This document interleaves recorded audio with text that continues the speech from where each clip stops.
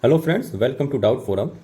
This question is the acceleration due to gravity at a height 1 kilometer above the surface of earth is same as at a depth d below the surface of earth, and then we are asked to find the value of depth. So one way to solve this question is to use the ready-made formulas which are meant just to find the value of acceleration due to gravity at a certain height from the surface of earth, and that formula is that gh, that is the acceleration due to gravity at a height h from the surface of earth, is given by g into 1 minus 2h upon r. Here the value of g is the acceleration due to gravity on the surface of earth, h is the height from the surface of earth, and r is the radius of the earth. Similarly, the value of g at a depth d from the surface of earth or below the surface of earth is given by g into 1 minus d upon r.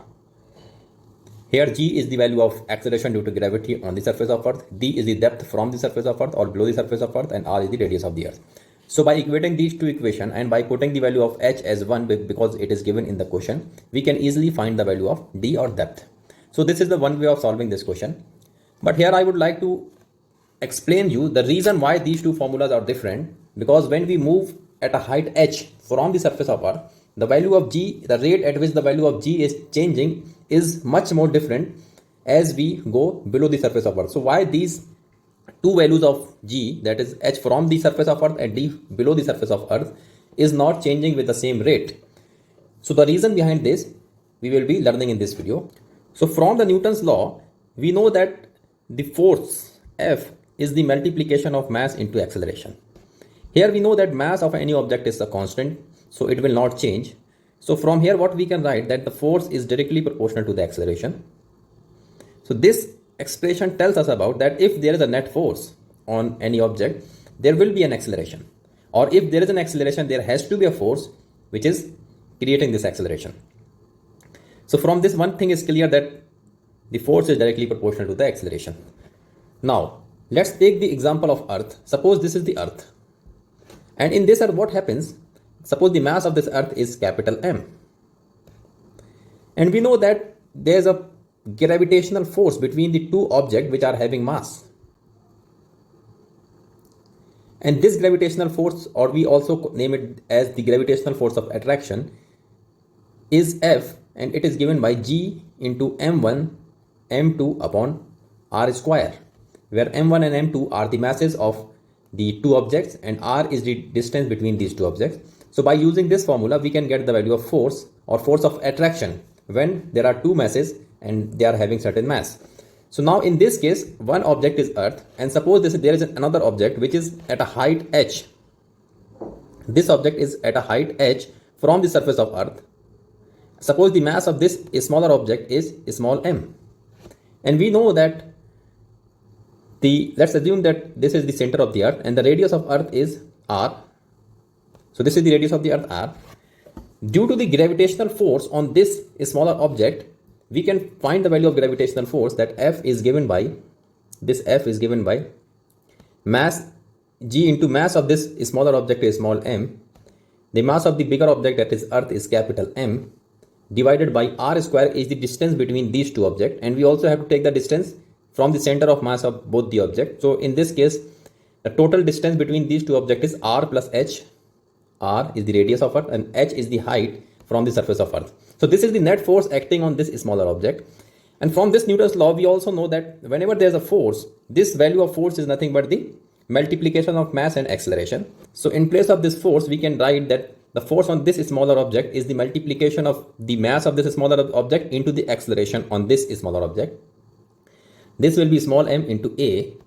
This is equal to capital G small m capital M divided by r plus h, and we have to take the square because it is r square. So from here, the small m and small m gets cancelled.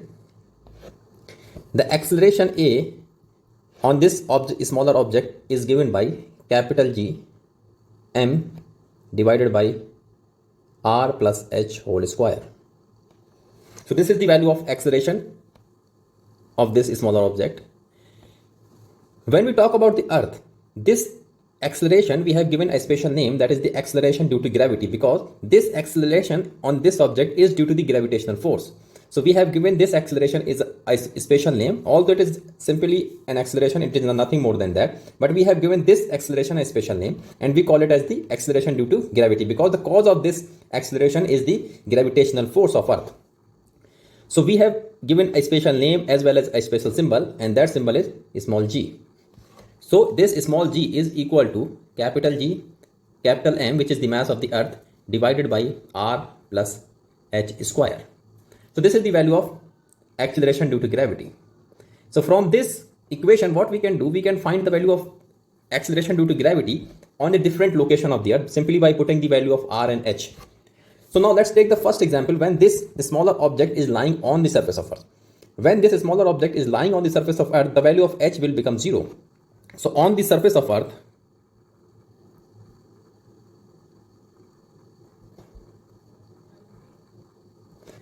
it means that the h will become 0.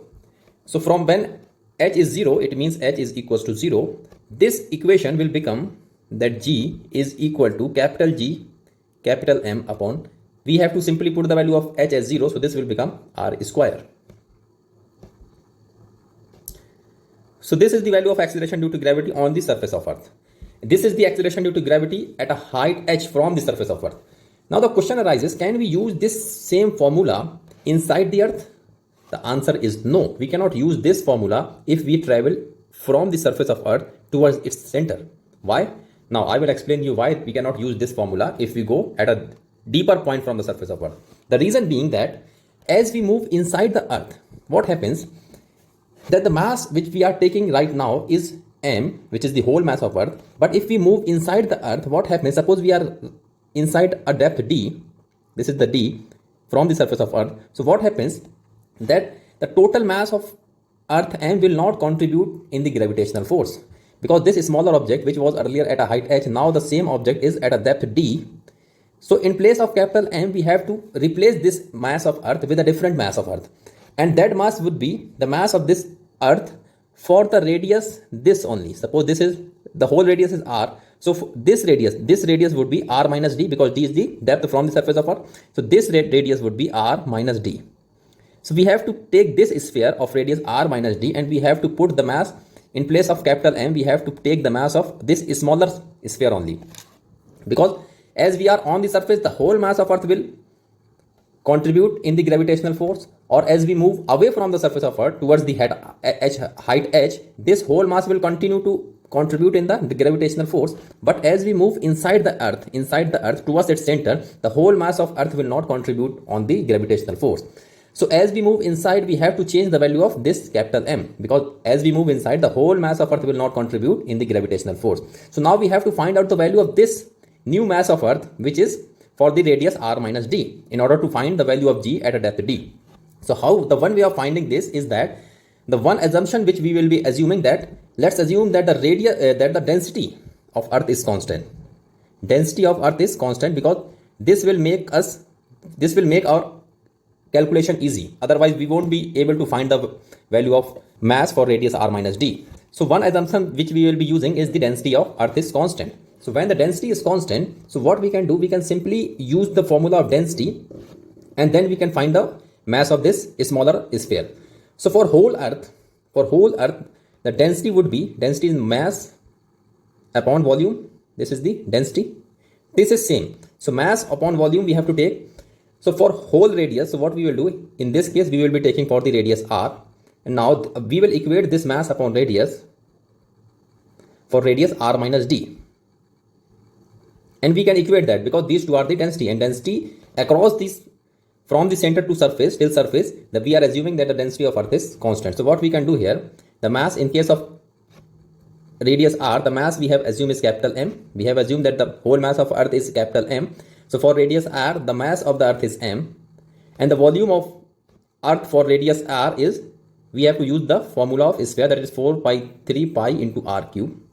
This is the radius, this is the density for radius r. We have to equate this, and we will put here the mass for radius r minus m, and we are assuming it. Suppose x is the mass. So now I am assuming that the mass of Earth for this sphere, this yellow sphere, is x. So I am writing here is x divided by the volume. What we will do, we will put the volume for this yellow circle. yellow sphere. So here I can write that 4 by 3 pi. In place of r, what I have to write? R minus d whole cube.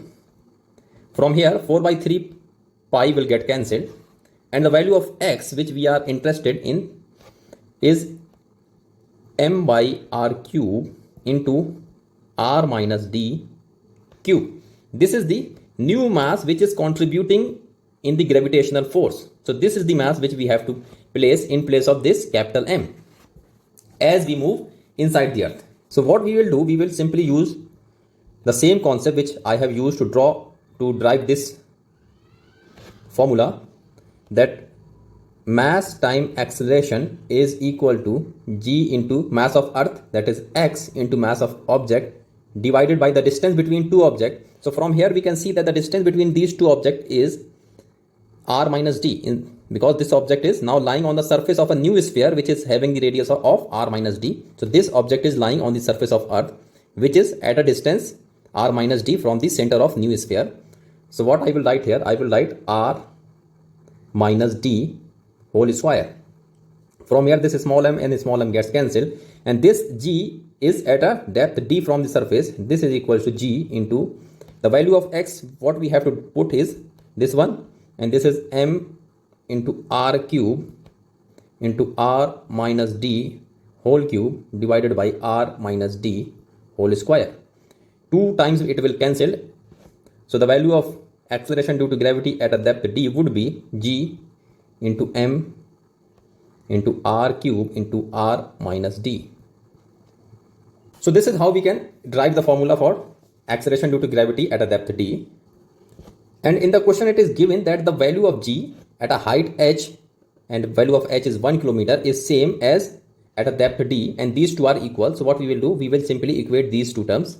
So by equating these two terms, what I can write here as this value is equal to this one, and this is g m upon r plus h is given as 1 kilometer. So this is 1 and this is whole square. This gm and gm gets cancelled, and by putting the value of r as 6400 kilometer, which is known to us, we can get the value of d as, this will be 6400 minus 1 d minus d divided by 6400 cube. This is equals to 6400 plus 1 whole square. And if we simply use the calculator to solve this, so from here the value of d would comes out to be 2 kilometer. So the only purpose to tell you about this whole thing is that as we move away from the surface at a height h, the whole mass of earth will contribute on the gravitational force, but as we move inside the surface of earth, the whole mass will not contribute on the gravitational force. So in place of capital M, we have to find the value of new mass of earth which is contributing on the gravitational force, and then we can put in place of that capital M, we have to place a new mass of earth, then simply use the same formula and we can get the value of g at the different location. So but for exam point of view, I always recommend you to simply memorize these two formula, and from here you can find the value of g at a height h and a depth d. But physics is all about concept, so that's why I have just explained you the concept behind this, that why these two formulas are not same. So I hope you enjoyed it, and if you have any doubt, please let me know in the comment section. I will definitely try to figure it out. Thank you for watching. See you in the next video. Till then, take care. Bye bye.